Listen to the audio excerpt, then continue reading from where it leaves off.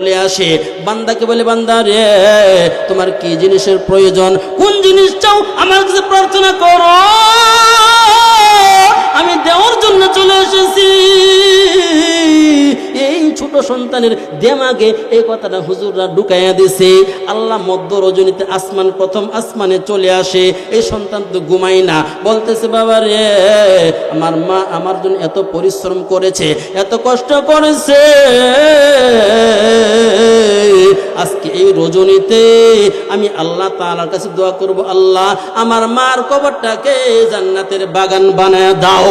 একটু চিল্লান দিয়ে বলেন আল্লাহু আকবার। ছোট সন্তানটা ঘুমাই না, যখন রাত্র অর্ধ হয়ে গেছে এই মুহূর্তের মধ্যে ছোট কচি বাচ্চাটা অন্ধকার রজনীতে আস্তে আস্তে হাঁটি হাঁটি পা পা করে মার কবরস্থানের পাশে চলে গেছে। বড় ভাইয়ের ঘুম ভেঙে গেল। ঘুম ভাঙার পরে মেজো ভাই শুয়ে আছে, ছোট ভাই নাই। বলেন তো অন্তরে কষ্ট আছে না নাই? বাবাও নাই, মাও নাই, ছোট ভাইটাও নাই, অন্তরে অনেক কষ্ট। এই ব্যথায় ব্যতীত হইয়া মেজু ভাইকে ডাক দিল, ভাই ছোট ভাই তো বিছানায় নাই। এই দেখলো যখন ছোট ভাই নাই, দুনো ভাই পাগল হয়ে গেল। ও ভাই কোথায় গেলা, কোথায় গেলা? বড় ভাই আস্তে আস্তে মেজু ভাইকে সঙ্গে নিয়ে সব খোঁজাখুঁজি করলো, পাই না। বলেন তো অন্ধকার রজনীতে আমরা দিনের বেলায় কবরের পাশে যাইতে ভয় পাই, ঠিক কিনা?